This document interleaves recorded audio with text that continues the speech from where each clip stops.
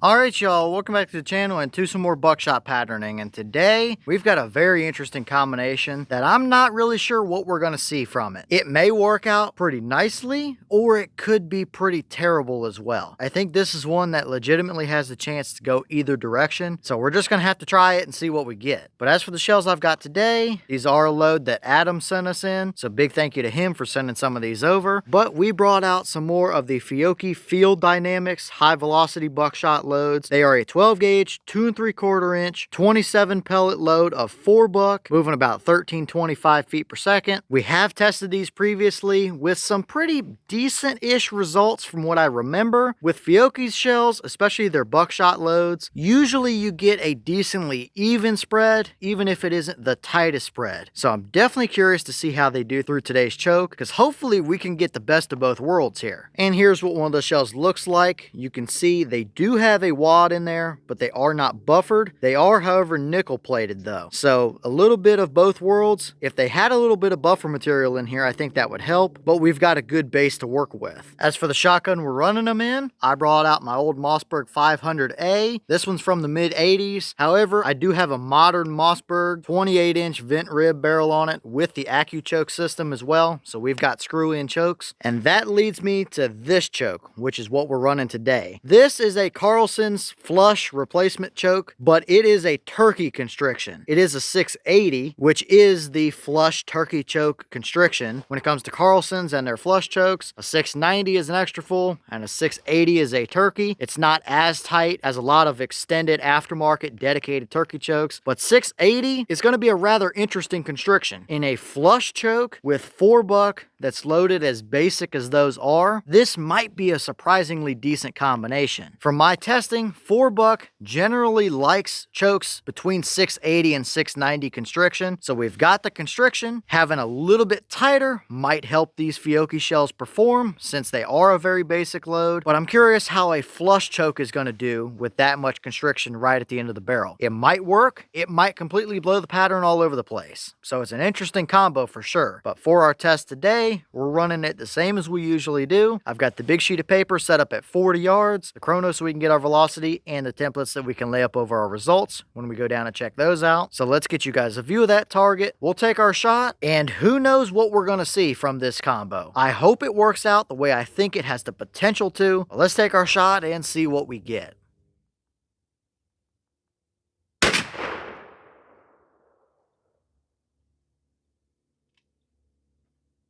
All right, that shell gave us 1360 through the chrono. Boss claim is 1325, so we are a little bit above that. We have a 28-inch barrel, so they could have ran it through a 26, or it could just be a little bit of deviation or variation, but we definitely aren't too far off, and that is plenty enough velocity for a 4 buck load, and they're starting to get on up and move out. So was it too much velocity? Maybe, maybe not. Don't know yet, but let's head over to our target and see if that flush 680 turkey constriction choke actually performed the way I hoped it would.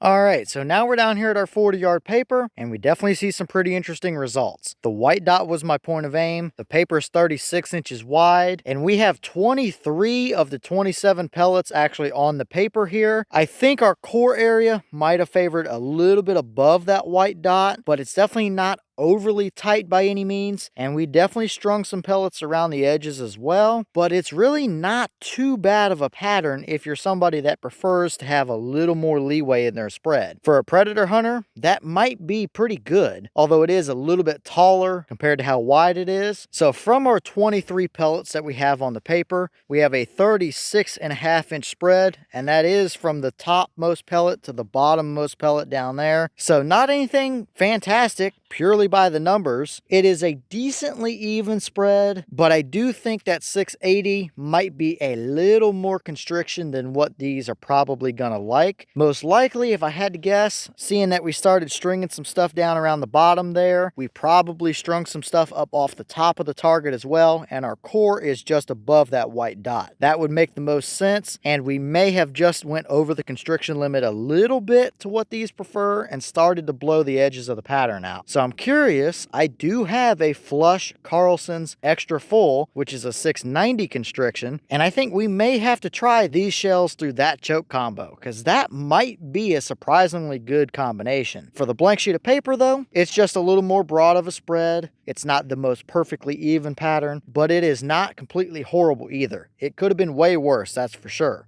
So first up for the templates, we have a 10-inch circle. If we put it where our actual point of aim was, we had 5 pellets within 10 inches at 40 yards. But if we moved it up to where the core actually is, at least where I believe it should be anyway, based on what the pattern looks like, we still kept 5 in there. So 5-ish pellets in a 10-inch circle at 40 yards, pretty much no matter where you put it on there most likely. That is okay. It's not anything to write home about, but it is good enough to do the job. I think the actual animal templates are going to tell us a little bit better story though. So let's swap and throw those up and see what they look like. So here we have our deer template. I know not everybody hunts deer with 4-buck. Some people prefer a little bigger pellet, but others, so this is exactly what they use and what they're looking for. Is it a tight overall core area or spread? No, but you would have covered the vital area. So would that have been a dead deer? Yep, it sure would have been out to 40 yards. For some people, that's a little bit too broad of a spread for what they want. For others that may be running deer with dogs or pushing them on a deer drive or something like that, they might want a little more leeway. That might be about what they want. And overall, it's an okay pattern. It would absolutely work, but I don't know that it is the best performance we can possibly get out of these shells either. But it is clearly good enough.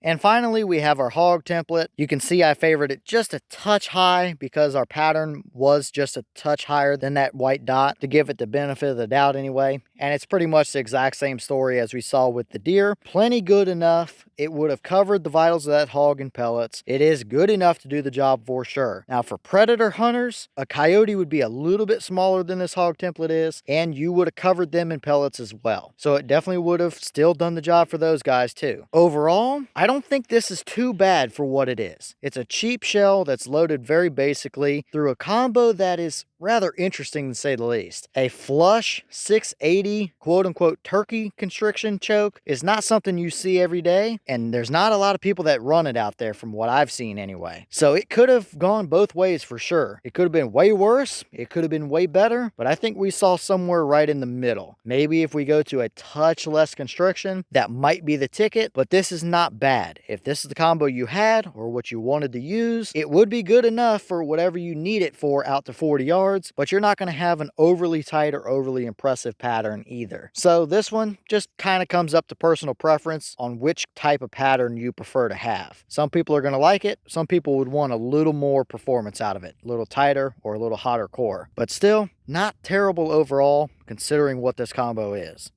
And here's the wad from that shell. Very basic, kind of field load style wad. We did lose one of the pedals, but I did find it. You can see they're not really attached by hardly any meat down here at the bottom. Going through that tight of a choke, you can see we did definitely start to push through the wad a little bit. I don't think we actually made any contact with the pellets to the bore or to the choke, but we're probably starting to hit the limit where we're going to start really tearing this wad up if we go any tighter. Overall, not anything too unexpected to see from this wad. This is about what we usually see when we run 4-buck with wads like this through that kind of constriction range. So nothing really too out of the ordinary here.